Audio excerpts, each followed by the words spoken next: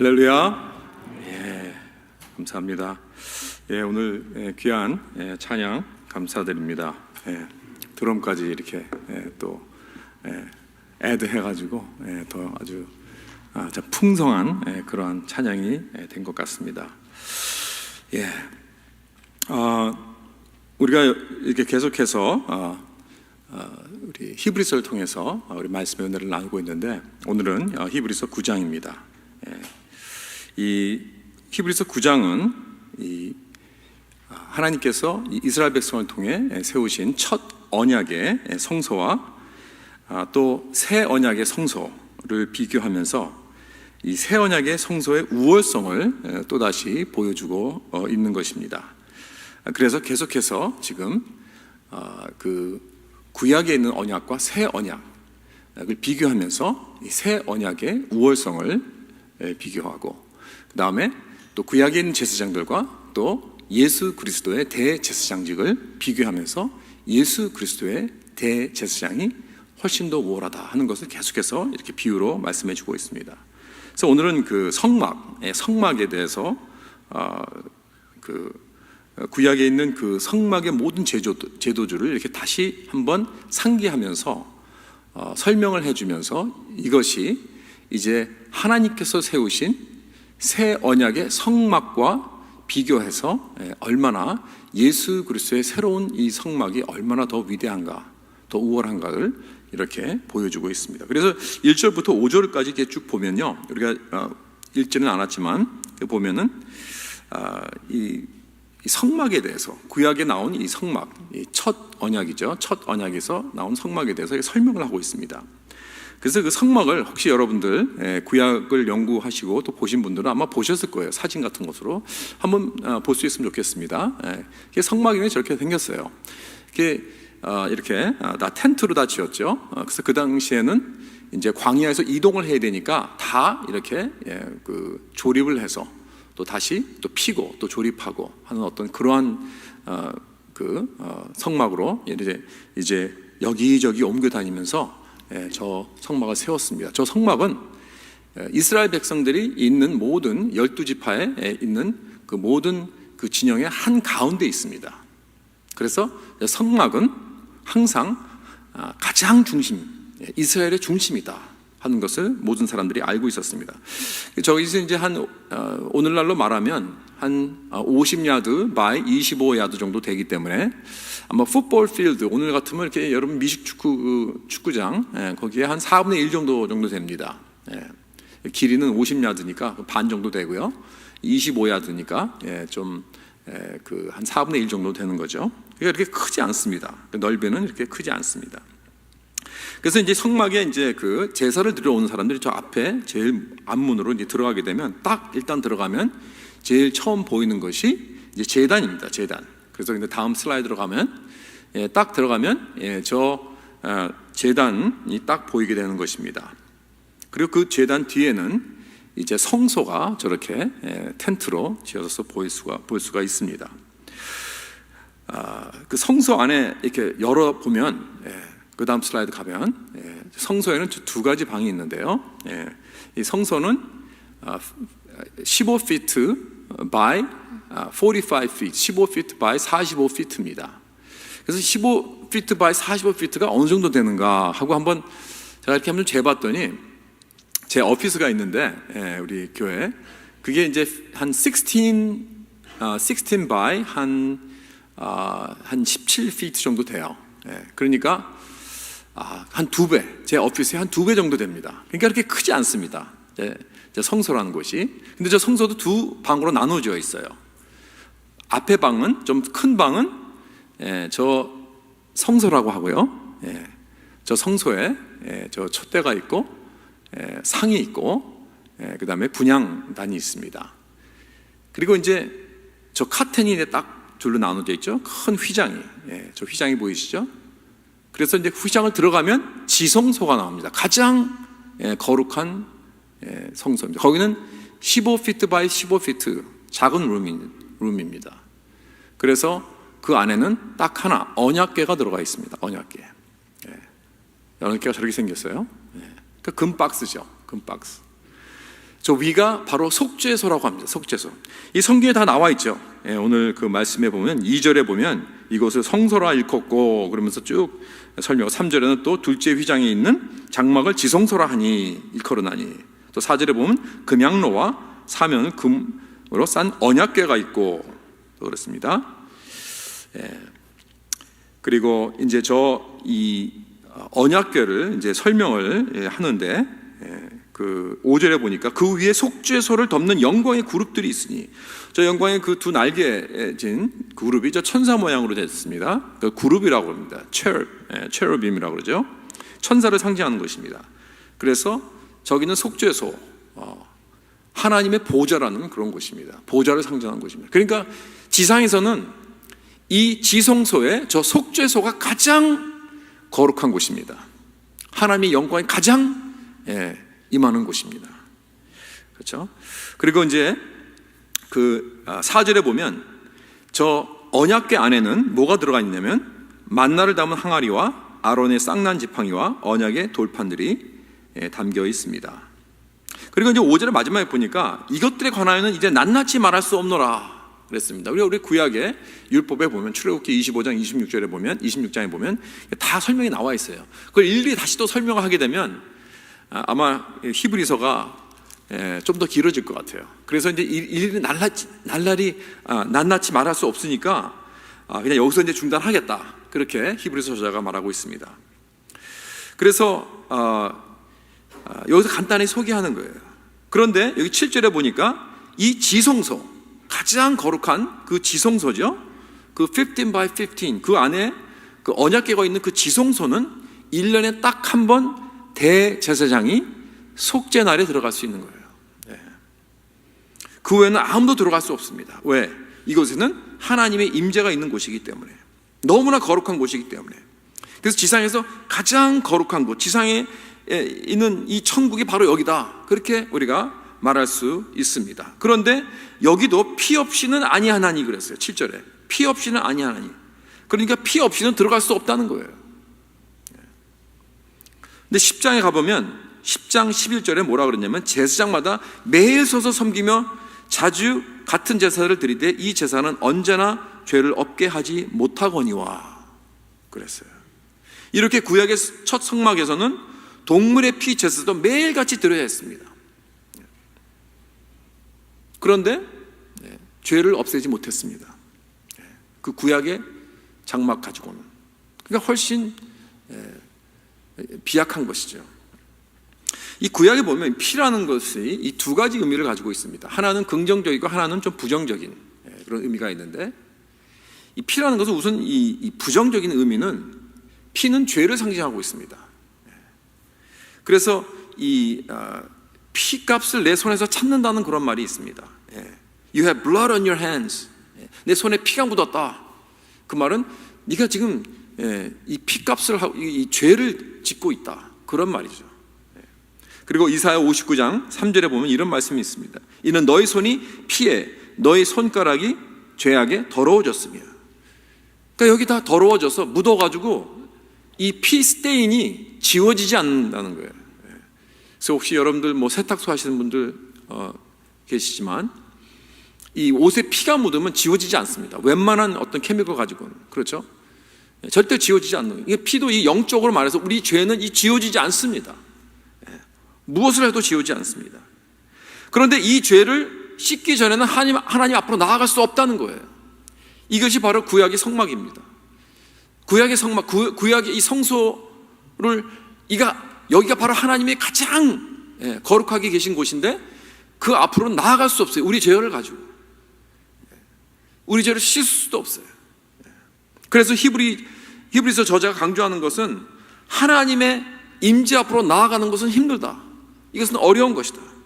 오직 대제사장만이 온 백성을 위해서, 백성의 죄를 위해서 1년에 딱 한 번 그 지성소에 들어갈 수 있는 것입니다. 왜 인간이 하나님 앞으로 나아갈 수 없는가? 우리의 죄 때문에 그렇습니다. 그리고 우리의 죄는 이렇게 심각하다는 거예요. 지금 이 세상에 있는 모든 문제가 우리의 죄 때문입니다. 여러분과 저 때문입니다. 그래서 이 죄의 문제를 해결할 수 없어요. 어떤 방법으로도 우리는 해결할 수 없다는 거, 씻을 수 없다는 거예요. 여기서 이제 우리의 양심이 들어오는 것입니다.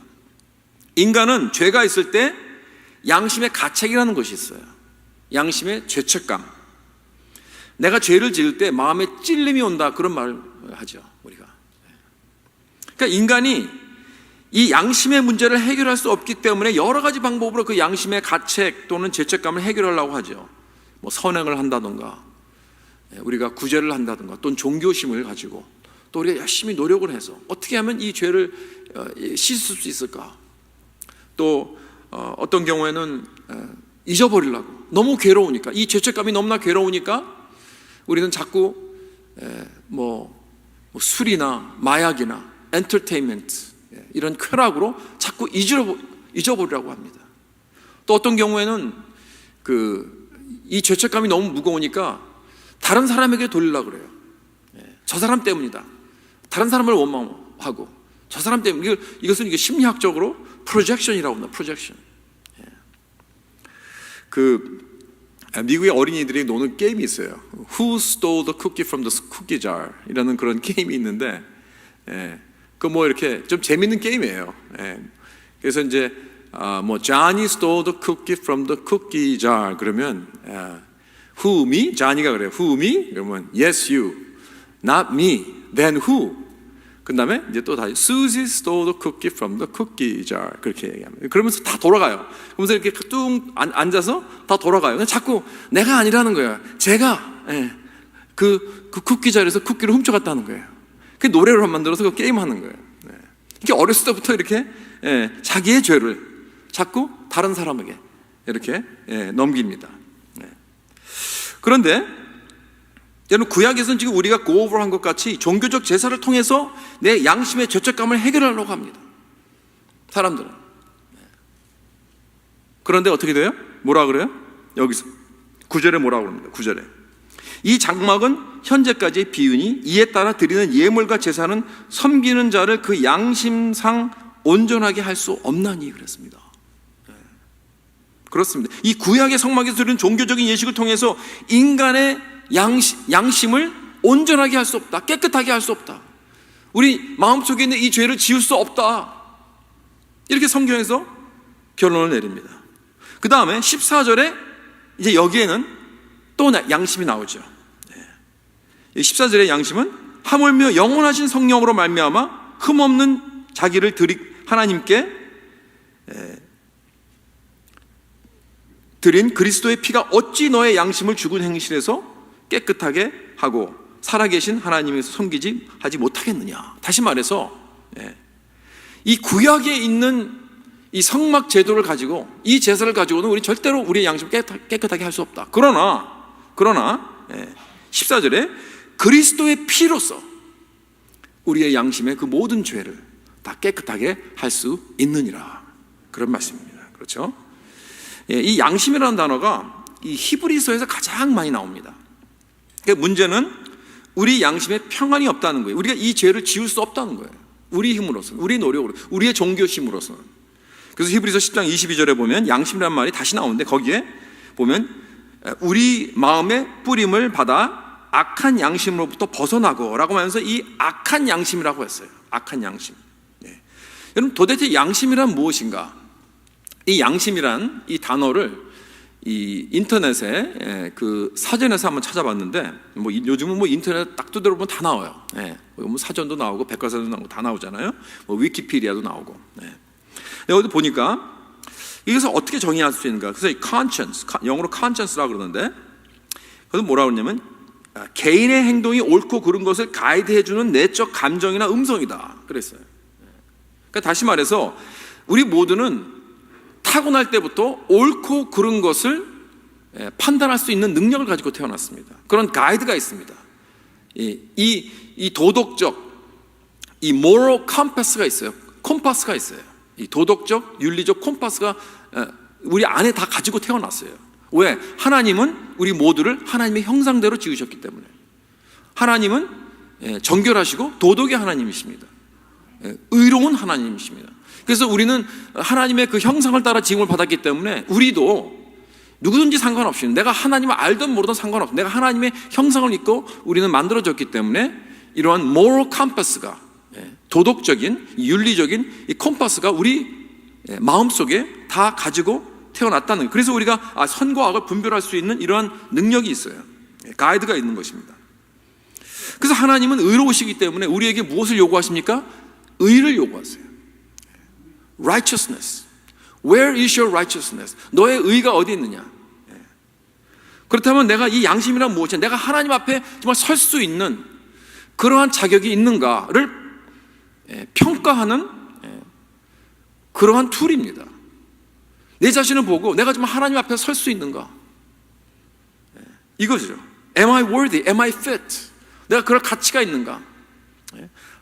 내가 하나님에게 받아질 수 있는 그러한 사람인가? 이것을 내가 보고 내 자신을 평가하는 거예요. 그렇죠? 내가 합격될 수 있는가? 그렇다면 악한 양심은 무엇인가? Evil conscience. 이 악한 양심이란 뭐냐면 내 자신을 아무리 봐도 나는 그럴 수 없다. 나는 미달이다. 나는 불합격자다. 나는 실패한다.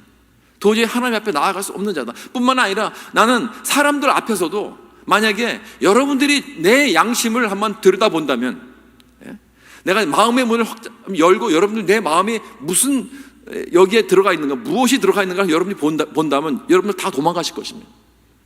질려서. 근데 나뿐만이 아니잖아요. 여러분 다 마찬가지입니다. 우리는 이 모두가 다 미달이에요. 우리는 죄 때문에.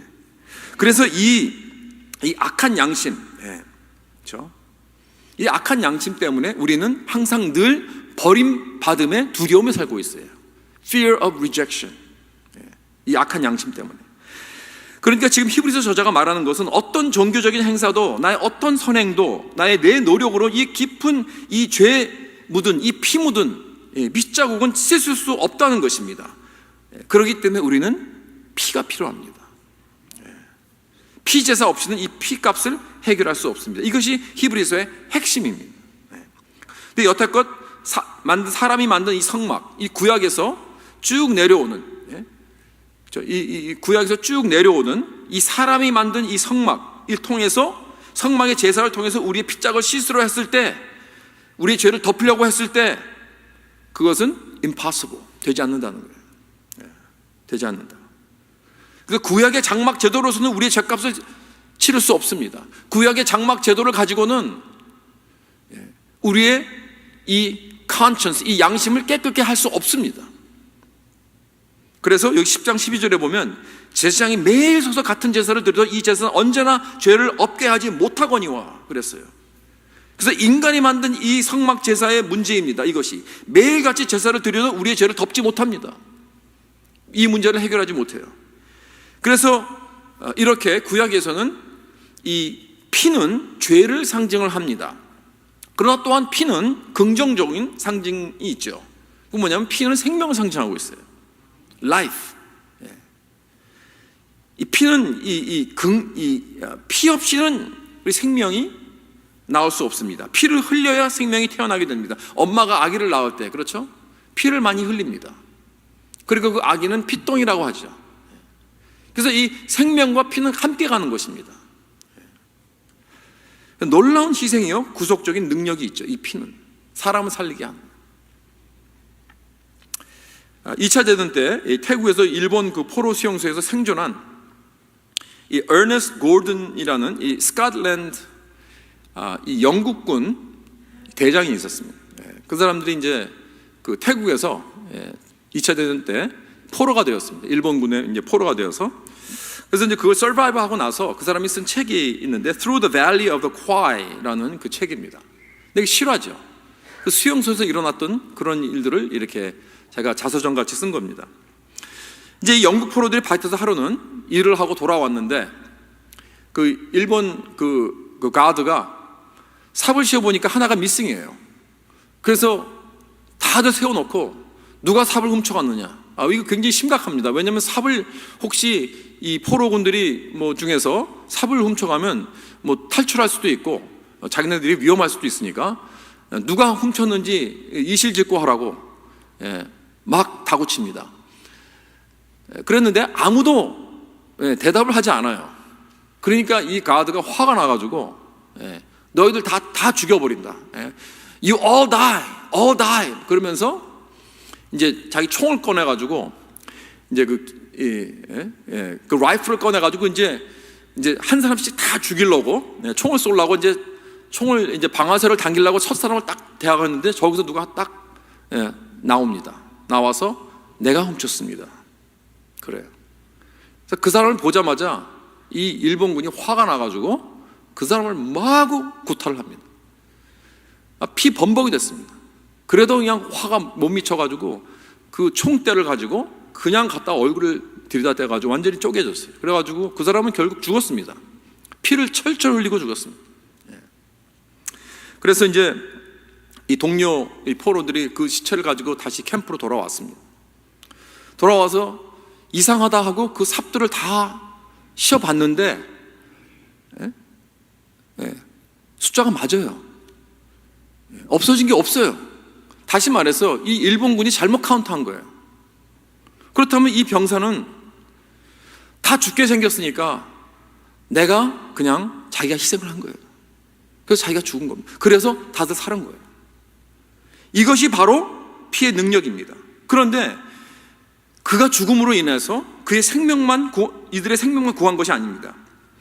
이 한 사람의 희생 때문에 이 살게 된 이 어너스트 골든이라는 사람은 이제 예수를 믿게 됩니다. 이 사람이 무신론자였어요. 그때까지만 해도. 근데 이 죽은 사람이 크리스천이라는 걸 알았습니다. 이게 크리스천이구나. 이게 이게 복음이구나. 그제서야 깨닫고 예수 믿기로 작정을 했습니다. 그 사랑의 놀라운 은혜를 받고, 그리고 내가 이제 여기서 살아나간다면 내가 주님을 위해서 섬기겠습니다 해서 이 사람이 목사가 됐습니다. 그래서 1955년도서부터 81년까지 그 프린스턴 신학교에서 거기에 그 채플 디인이 되어서 그렇게 섬겼다고 합니다. 이 책도 쓰고. 그러니까 이것이 놀라운 미피의 능력입니다. 그렇다면 여러분, 누군가 나를 위해서 피를 흘렸다면 여러분 어떻게 하시겠습니까? Somebody bled for me. 누군가 나를 위해서 피를 흘렸습니다. 여기 9장 12절에 나와 있습니다. 염소와 송아지의 피로 하지 아니하고 오직 자기의 피로. 누구의 피입니까 이게? 예수 그리스도의 피로. 그렇죠? 영원한 속죄를 이루사 단번에 성소에 들어가셨느니라. 여러분, 구약에 있는 이 제사장들이 매일같이 드리는 것이 아니라 단번에 성소에 들어가서 영원한 속죄를 이루셨다는 것입니다. 이 구절이 히브리서 전체의 핵심 구절입니다. 이것이 바로 하나님의 방법이죠. 우리는 우리의 양심의 죄를 해소할 수 있는 것이 아무것도 없습니다. 우리는 아무것도 할 수 없어요. 오직 하나님이 예수 그리스도를 통하여 대신 생명의 피를 주셨다는 것입니다. 그 피로 우리를 사셨습니다. He purchased us with His blood. 사도행전 20장 28절에 하나님이 자기 피로 사신 교회를 보살피게 하셨느니라 그랬습니다. 여러분 옆에 있는 사람은 예수 그리스도의 피로 사신 분입니다. 여기 있는 모든 분들은 예수 그리스도의 피로 사신 분입니다. 이 교회는, 거룩한 이 CMC는 예수 그리스도의 피로 사신 것입니다. 여러분 꼭 이 사실을 잊지 마시기 바랍니다. 그럼 혹시 여러분들 중에서 혹시 이런 질문을 할 수 있을 거예요. 꼭 그렇게 피를 흘려야 되나요? 그냥 용서하실 수 없나요? 나도 그냥 누가 나한테 잘못하면 그냥 됐어 그러고 용서하고 그러는데 왜 하나님은 꼭 피를 흘리셔야 하나요? 그렇게 꼭 질문하는 사람들이 있어요. 그렇다면 여러분들이 질문하고 싶습니다. 제가 다시 한번 질문하고 싶습니다. 혹시 여러분들 누구를 용서해 본 적 있나요? 진짜 용서해 본 적 있나요? 누가 나한테 20불 띄워먹고 가서 그 사람이 그냥 용서해, 그런 거 말고 진짜 나에게 큰 잘못을 한 사람. 여러분, 누가 나에게 큰 죄를 진 사람이 있다면 그 용서라는 것은 쉽지 않습니다. 그건 고통입니다. 고난스러운 것입니다. 내가 아프지 않고선 용서를 할 수 없습니다. 왜냐하면 누가 나에게 잘못하면 둘 중에 하나예요. 이들 첫 번째, 내가 복수를 하거나, 복수를 할 수 있죠. 그 사람을 이렇게 백 해가지고 나도 그 사람에게 가를 합니다. 그러니까 다시 말해 그 사람이 나에게 악행을 하면 나도 악해지는 거예요. 다시 복수를 해서. 그런 방법이죠. 뭐 우리가 그 사람을 다시 뭐 그 사람들을 뭐 어떻게 뭐 실질로 뭐 때려 눕히고 그럴 수는 없겠지만 대부분 어떻게 합니까? 어떻게 복수를 합니까? 뒤에 가서 그 사람 가십을 하죠. 저 나쁜 사람이라고. 저 사람이 나를 이렇게 한 사람이라고. 소문을 냅니다. 이런 일 하잖아요. 그렇죠? 그리고 그래서 이렇게 자기 그 죄값을 이렇게 그 패하게 합니다. 또 다른 방법은 여러분 부두라는 거 아십니까? 부두? 부두. 이 부두는 이렇게 영화는 인형, 사람 모양의 인형을 만들어가지고 이 사람이 그 사람이다. 그렇게 해가지고 가정해가지고 거기다 이 핀을 자꾸 찌릅니다. 꼽고. 그렇게 되면 이제 그 사람이 이제 아프라고. 물론 오늘날 그런 거를 이렇게 어디 뭐 아프리카나 저기 뭐 하이티 같은 거 하면 그렇게 한대요. 그런 것들을 아직도. 그런데 우리들은 그런 거 하는 사람은 없겠죠. 그러나 우리 마음속으로 그렇게 하지 않습니까? 아유, 그 사람 좀 어떻게 좀 안 됐으면 좋겠다. 좀 어떻게 좀 병났으면 좋겠다. 좀 실패했으면 좋겠다. 그 사람 직장에서 잘렸으면 좋겠다. 그러면서 그 사람 혹시 잘못되면은 겉으로는 안 됐다고 그러면서 화장실 들어가서 막 웃고 뭐 그런 거 있잖아요. 이거 참 이런 우리가 일을 하면서 무드의 일을 하고 있는 거야. 결국에는 그렇죠? 그렇다면 여러분 다른 초이스는 무엇인가? 다른 초이스는 내가 용서하는 거예요. 그 악행을 한 사람을 보복하지 않는 거죠. 그 사람이 죄값을 치르지 않는 거예요. 내가 돌아다니면서 그 사람을 막 씹지 않는 거예요. 그 사람을 그런 가십하지 않는 거예요. 그리고 오히려 그 사람을 보호해주고 그 사람을 위해서 기도해주고 그 사람을 축복해주고. 여러분 그러나 그런 과정이 고난스럽지요. 쉽지 않습니다. 절대로. 쉬운 것은 get back 하는 거예요. 쉬운 것은 보복하는 거예요. 이렇게 용서하는 게 힘들고 어려운 것입니다. 그래서 시간이 걸리는 거죠. 아픕니다. 힘듭니다. 그래서 이렇게 어렵고 힘든 용서를 진짜 하고 나면 그제서야 그 사람을 대할 수가 있는 거예요. 난 진짜 용서했다고 하면서 그 사람을 보지 않는다면 그건 용서가 아니죠. 그래서 우리는 말로는 그래요. 내가 크리스찬인데 어떻게 용서를 안 합니까? 용서하죠. 그러면서 그 사람이 있는 곳에 난 안 가요. 그 사람이 오는 길은 돌아갑니다. 그러면서 말로는 용서했다 그래요, 우리가. 그러나 그건 참 용서가 아닙니다. 왜요? 왜 그 사람을 보기 싫어하는 걸까요? 왜냐하면 아프니까. 고통스러우니까. 그러니까 자꾸 피하는 겁니다. 그렇기 때문에 우리가 필요한 것은 남을 용서하는 고통을 겪을 수 있는 용기입니다. 이 용기를 달라 그래야 돼요. 그러나 여러분 우리는 할 수 있어요. 왜? 우리는 10,000달란트를 탕감받은 사람들이기 때문에. 믿습니까? 그렇습니다. 여러분 십자가를 묵상하면 난 용서할 수 있어요. 나는 이 놀라운 복음의 은혜를 입은 자들입니다. 우리는. 그러니까 그 용서의 고통을 받을 수 있고 받아야 합니다. 내가 진정으로 복음의 은혜를 안다면 말입니다. 여러분 생각해 보세요. 우리 같이 죄 많고 죄에 대해서 그렇게 민감하지도 못하고 우리는 정의와 공의에 대해서 그렇게 발달하지도 못한 그런 존재들입니다. 우리의 죄 때문에. 그런데 우리들도 이렇게 용서하는 것이 힘든데 완전히 perfectly 공의로우시고 정의로우시고 순결하시고 완전하신 하나님은 어떠시겠어요? 이렇게 우리 같이 죄악을 저지르고 다니는 우리 인간들을 바라보시면서 용서하시는 하나님을 한번 생각해 보라는 거예요. 하나님이 우리의 죄를 보실 때 여러분 딱 2가지 일이 일어날 수 있습니다. 하나는 우리를 심판하는 것입니다. 그러면 우리는 고통을 받겠죠.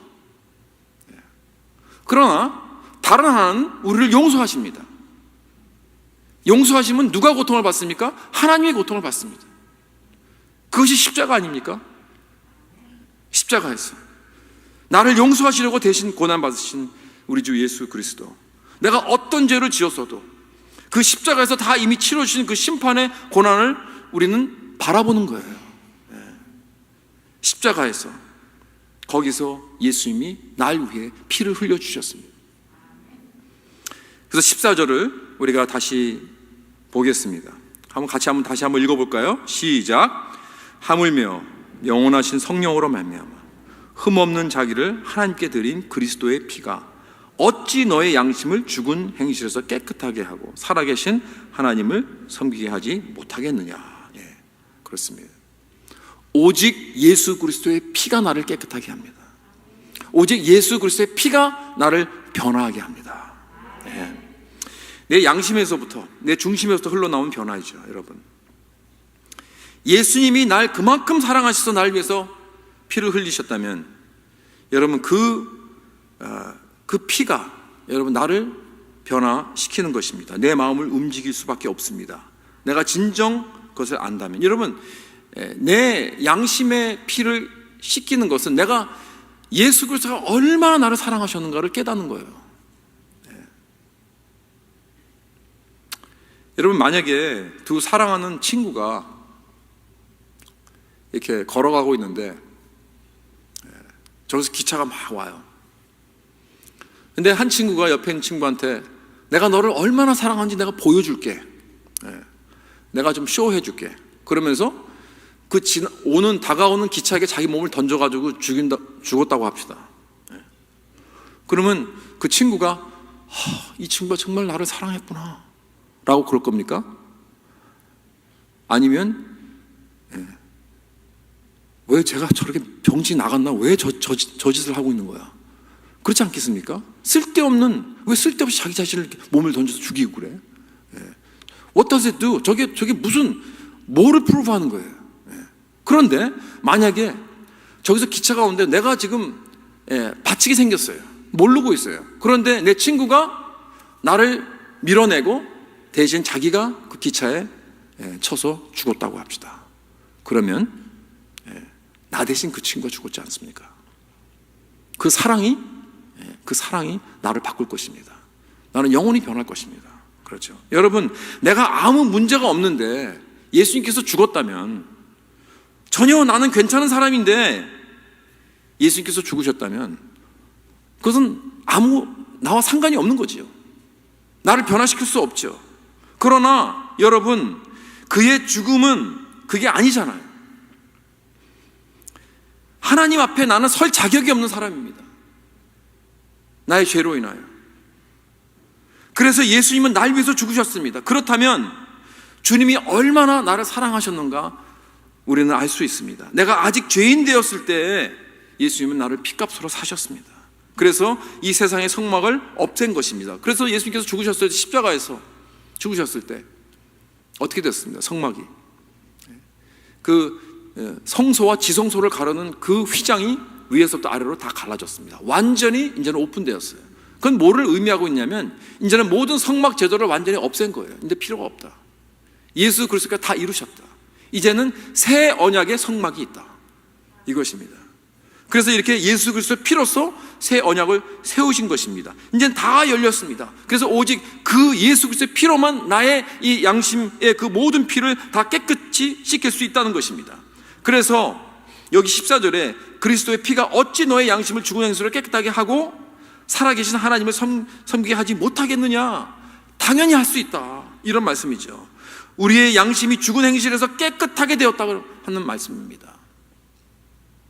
근데 여기에서 흥미로운 것은 우리의 나쁜 양심을 깨끗하게 했다고 그러지 않고 죽은 양심에서 깨끗하게 했다고 그렇게 말씀합니다. 그 왜 나쁜 행실이라고 그러지 않고 이 죽은 행실이라고 했을까요? 죽은 행실. 여러분, 죽은 행실은 무엇입니까? 여기서 말하는 죽은 행실은 종교적인 행실입니다.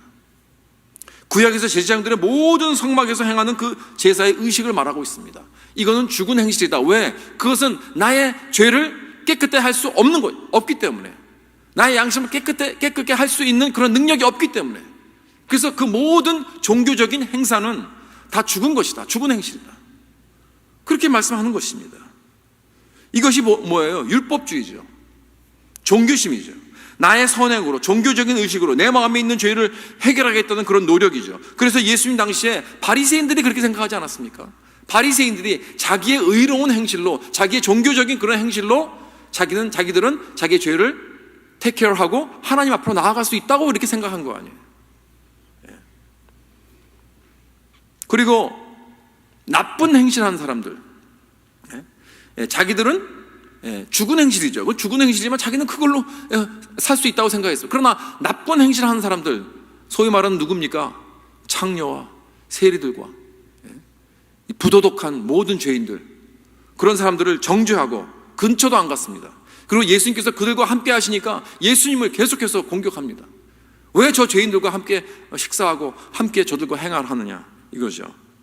그러나 여러분, 참 크리스찬과 바리새인과 차이가 뭔지 아십니까? 참 크리스찬과 종교인의 차이. 오늘날 교회 나오는 사람들 안에는 참 크리스찬도 있고 종교인들도 있습니다. 겉으로는 몰라요. 다 똑같이 보입니다. 다 우리 양복 입고 넥타이 매고 성경 들고 찬송 부르고 기도하고 직분도 가지고 열심히 봉사도 합니다. 성경 공부도 합니다. 구제도 합니다. 헌금도 합니다. 선교도 합니다. 겉으로는 모릅니다. 그러나 교회에는, 오늘날 교회에는 종교인도 있고 참 크리스찬도 있어요. 차이점이 뭡니까? 여러분, 종교인들은 회개도 해요. 그러나 자기들은 나쁜 행실을 회개를 합니다. 그러나 참된 크리스찬은 나쁜 행실도 회개하지만 자기들의 좋은 행실도 회개합니다. 왜? 동기가 잘못되었기 때문에. 여러분, 내 좋은 행실을 통해서 내가 남에게 잘 보여서 그 사람을 컨트롤해서 내가 너한테 이렇게 잘해줬으니까 너는 앞으로 나한테 잘해줘야 돼. 나 잘 봐줘야 돼. 이런 심보로, 이러한 목적으로 내가 잘해준다, 좋은 행동을 한다면 그 사람은 누구를 위해서 그 좋은 행동을 하는 것입니까? 그 사람을 위한 것입니까? 아니면 자기를 위한 것입니까? 자기를 위한 거죠. 이건 하나님에게도 똑같은 겁니다. 우리는 하나님을 위해서 한다고 여러 가지 일들을 하고 여러 가지 행동을 하고 여러 가지 우리는 헌신을 한다고 합니다. 봉사도 하고 선행도 하고 헌신도 하고 헌금도 많이 합니다. 그러면서 우리 하나님에게 뭐라 그러는 거예요? 하나님이 나에게 빚졌다 그래요. 그런 심보예요. 내가 하나님에게 빚진 게 아니라 하나님이 나에게 빚졌다. 하나님이 나에게 잘 해줘야 된다. 그래서 내 기도를 들어주셔야 되고 하나님이 나에게 축복을 해주셔야 돼. 나의 모든 게 잘 되게 해주셔야 돼. 안 그러면 내가 그렇게 열심히 헌신하고 노력하고 내가 하나님께 열심히 다 드렸는데 그게 자기 마음대로 안 되면 그럼 떠나죠. 믿음 떠납니다. 시험 받고 하나님 원망하고. 그런 것들이 우리의 주위에 질비하게 보이죠. 그게 바로 종교인과 크리스천의 차이입니다. 그러나 여러분, 참된 크리스천은 복음 중심적인 삶을 살고 있습니다. 복음 중심적인 행실입니다. 그게 어떤 행실인가? 여러분, 내 마음 중심에서도 변화되어서 나오는 행실입니다. 내가 해야 되기 때문에 하는 것이 아니라 내가 기뻐하기 때문에 하는 것입니다. 내가 하기 원하기 때문에. 너무나 내가 감사해서 하나님의 은혜가 너무나 커서 날 위해서 피 흘려주신 그 사랑이 너무나 커서 이제부터는 나를 사랑하신 그분을 위해서 살기 위해서. 그것밖에 없어요. 여러분, I'll live for him who died for me. 이 찬송이 있죠.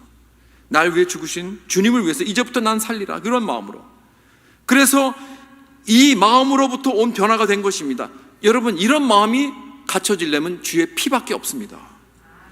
누가 나를 위해서 피를 흘리셨습니다. 그 피가 날 살릴 뿐 아니라 이렇게 나를 변화시킵니다. 여러분, 그 피의 능력은 나를 구속하실 뿐 아니라 나를 변화시키는, 내 마음을 변화시키고 내 양심을, 내 마음을 깨끗게 하여서 이처럼 순결하게 주님의 그 놀라운 십자가의 그 놀라운 은혜와 그 사랑에 감격해서 이기지 못해서 나 이제 주 앞에 옵니다. 주님만을 위해서 살겠습니다. 다른 거 없습니다. 이런 마음으로 주님 앞에 나아가는, 그런 마음으로 주님 앞에 나와서 예배드리고 주님을 섬기고 살아가는 것이, 이것이 바로 복음적인 삶인 줄 믿으시기 바랍니다.